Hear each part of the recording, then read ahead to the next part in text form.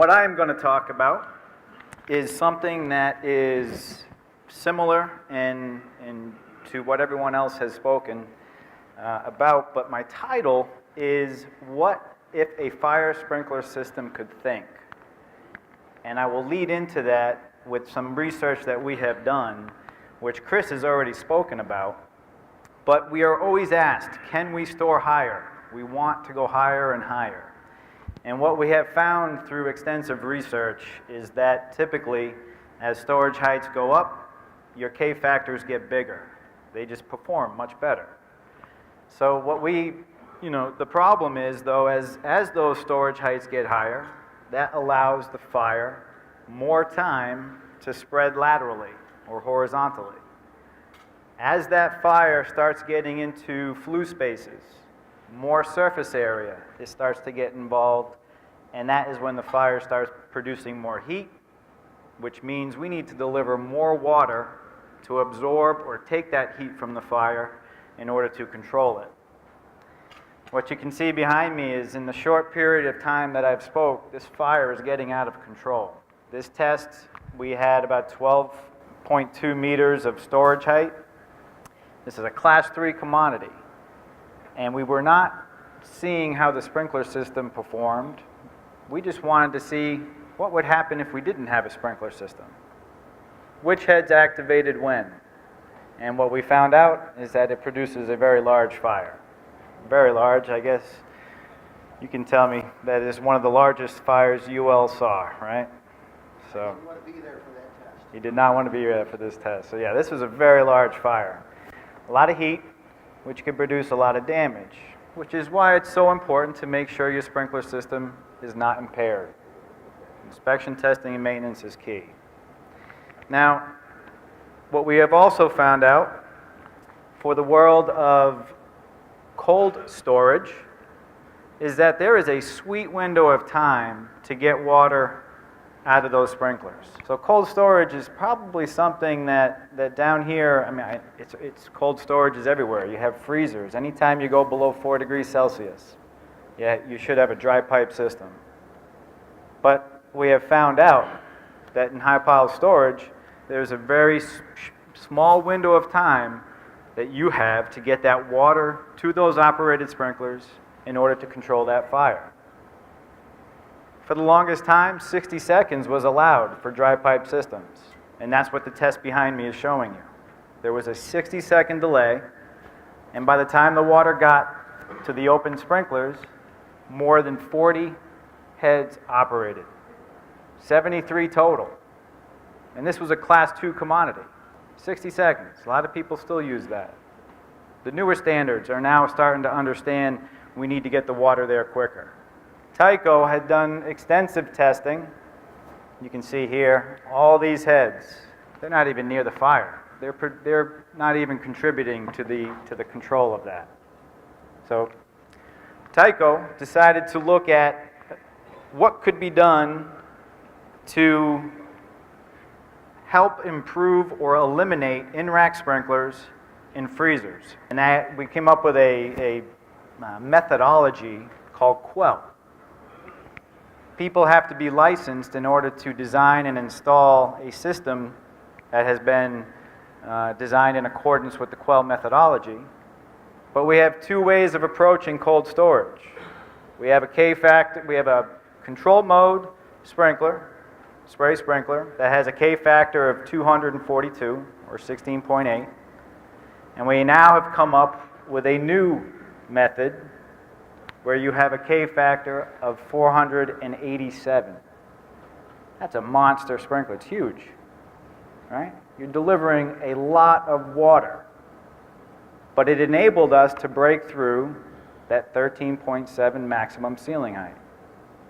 We can now go up to 55 feet, which I'll show you in a minute. So what you're looking at here is a comparison between the older technology, right, K80, versus a K487. The thread size, you can see, just for the K487, it's just about 30 millimeters. Everything just keeps getting bigger. As storage goes up, we need bigger sprinklers, more water, more pressure. that affects your entire infrastructure that you have on site. How big your underground is, how big your tanks are, the pump. It just becomes more and more expensive to start storing stuff higher without having in-rack sprinklers. You can see here that for the K34 or 487, you have to have, for the 16.8 meter ceiling height, all right, with 15.2 meters of storage, you need 16 sprinklers flowing at 3.4 bar. That's like having a fire hose at the ceiling. Right? So it's very demanding. You have almost a 2,000 liter per minute hose stream allowance for 120 minutes. So as you work through these numbers, understand that when I came up with the total demand for your ceiling system, I added a 10% safety factor for over discharge, if anyone goes through the numbers. But the whole point I was trying to show was that, yeah, we can go higher. It's just going to take a lot of water and a lot of pressure. But it can be done. You have a tank. Look at your tank size here. That's a big tank. But it eliminates in-rack sprinklers. I don't know if anyone has ever had an accidental discharge in a freezer. But when a fork truck hits a sprinkler and hits that detection, and you get water, this is only one way to fix that. And that's to remove the entire sprinkler system. You're melting the water, the ice, you're drying it out, you're reinstalling it, you're buying new sprinklers. That's a very expensive fix. So this provides an option to get away from those in-rack sprinklers and with ceiling-only protection for dry pipe or pre-action systems.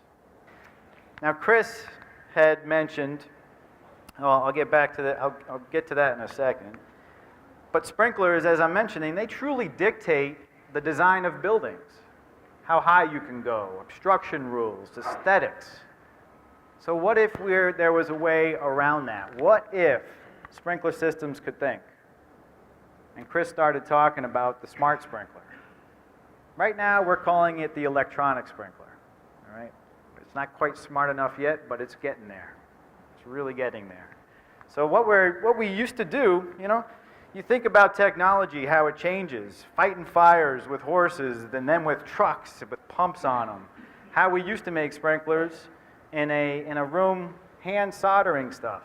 Now we can generate thousands in a day through automation, through technology improvements. So why not do that with sprinklers? Right? Sprinklers are old technology. They have not changed much over time with respect to the common components. They are basically a heat detector at the ceiling that when operating, they spit water out. Right? But we have to wait for the heat to get to a certain point in order for them to operate. So they're just waiting for that fire to get bigger. All right? So knowing that through testing, it doesn't take as many sprinklers to actually control a fire as we need to design for, because with every test, we need to add sprinklers as a safety factor in case things just don't work the way it did in the lab.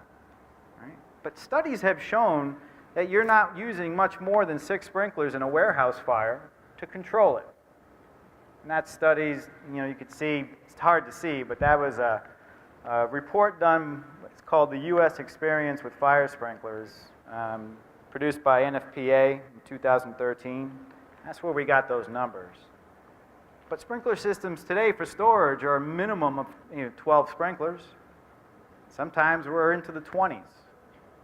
So we're designing for many more sprinklers than are actually used. And what does that affect? It affects how much pressure you need. Pressure is precious, right? You always need pressure to start delivering more water. And water is key. So every time those numbers go up, the cost of a system goes up.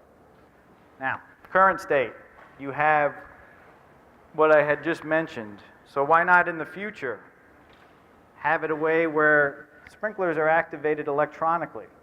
based on detection.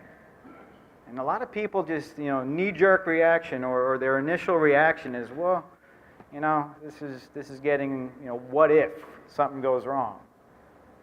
But think about the systems that are out there today that rely on detection. All pre-action systems, special hazard systems. We are already integrating electronics into the activation of our systems that protect building and property, or people and property. So why not do it with the more traditional systems? We started doing testing, and we realized it's more important to get these sprinklers to activate sooner in the fire growth development. So the idea was, for every sprinkler installed, put a rate of rise heat detector above it. And when that rate of rise detector goes off, we're going to activate the sprinkler, which I'll show you in a minute. Sprinklers today, just fixed temperature sprinklers. So it takes a lot longer, it takes a lot, the fire will be much bigger by the time a traditional sprinkler operates. So here's one test done where we just wanted to see the difference of putting an electronic sprinkler underneath a small fire compared to your traditional sprinkler. It's a 65 or I think 63 degrees Celsius head. So it's not storage. We just wanted to see how quickly it actually operated. Now that's not a very big fire, but in about 26 seconds, that rate of rise heat detector said, all right, we have a fire.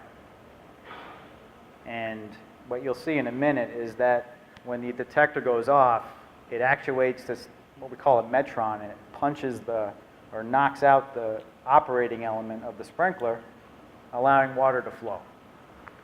So every sprinkler would have this metron to knock out the operating element. So 72 seconds for the traditional, 26 for the smart or electronic sprinkler. That can make a huge difference in high pile storage. Now, we've also wanted to know, all right, based on when that rate of rise heat detector goes off, how many sprinklers should we operate? Right? A lot of times in high pile storage, you're chasing that fire. Those plume velocities that carry those hot gases to the ceiling are also, when a head activates, pushing the smaller droplets up into that hot gas layer, cooling that area, allowing the fire to grow because the next head is not getting hot enough to operate. So now we're operating sprinklers away from the fire. We're not efficiently using the water that we have closest to the fire to help control it. That's why we put safety factors into the designs. So the heat tracing allowed us to say, okay, based on all these tests we've done, it looks like 9 sprinklers would be a good number to operate at the same time. That way we know we're putting water onto the fire. So you have a fire alarm panel, right? And within that you have the algorithms or the language that allow the panel to operate those 9 sprinklers based on which heat detector goes off first. They're all addressable, so once one goes off, it does its math, it does its thinking, and then the metrons pop out the operating element, allowing water to flow. Happens much sooner than traditional technology. So for every sprinkler, you have a heat detector, and for every sprinkler, you have a metron that punches it out. So here's a full-scale test. So now we have 5, 10, 15, 20, 25, 30 feet of storage, which is about 10 meters, and a 40-foot ceiling. Very narrow aisles. As you start, not only do companies want to go higher with their storage, but they want to start pushing it closer together. Putting more in a building helps them make money. Right? So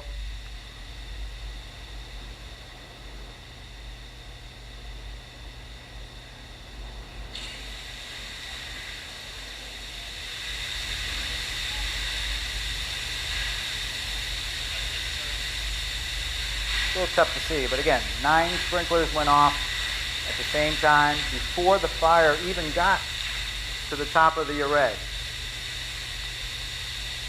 Very successful.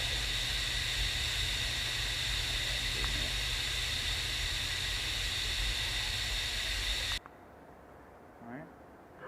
So how does it compare? On the left, you see that for a test where we had a 13.7 meter ceiling with 12.2 meters of storage of an expanded Group A plastic, took 18 sprinklers to control that fire. We did a little less storage, a little shorter ceiling, but we did it with less water compared to the ESFR sprinkler over here. And it only took 9 sprinklers to control it. Less sprinkler, less water, less pressure, less money. Long term, less money.